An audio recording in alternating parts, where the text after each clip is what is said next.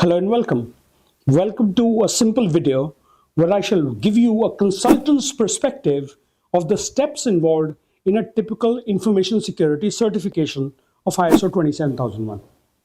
You may realize, like all ISO standards, ISO 27001 is also available for a 3-year period. That is, if you were to get certified as an organization, you will have 3 years wherein you will need to go for a recertification drive.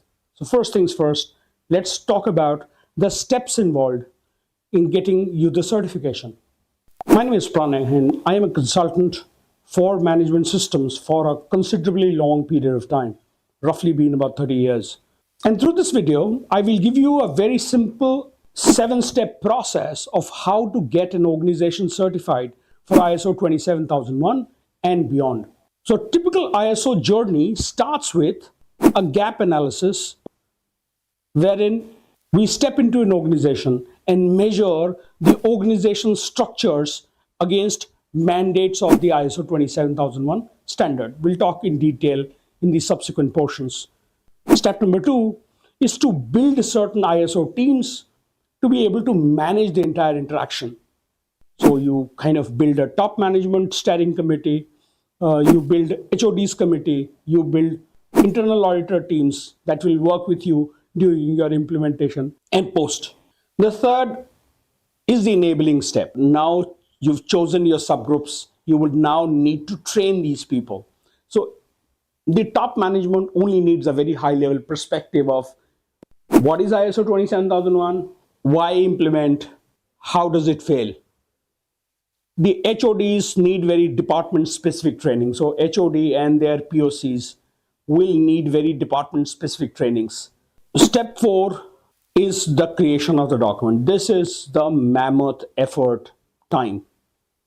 You would understand that ISO 27001, like all ISO standards, has certain mandatory documents that you will have to build, mandatory processes, policies that have to be built in order to get you certified as an organization. So A, you need a list of all mandatory documents.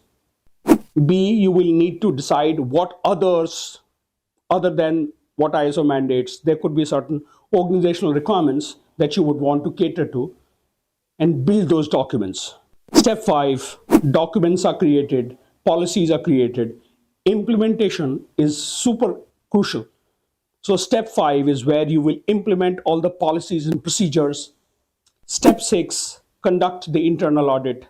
Step 6, once the implementation, etc. is done, you are now looking at checking whether things have been built into their place.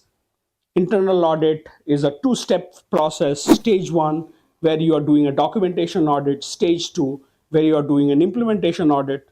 And finally, the final step of certification.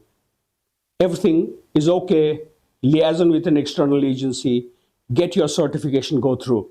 So step 7 is where you will call your TOV or your BSI or your Bureau Veritas, get your organization audited, get them certified. Catch you in the subsequent video in a super detailed conversation about each steps involved. Thank you for your time. Catch you in the subsequent video. Thank you.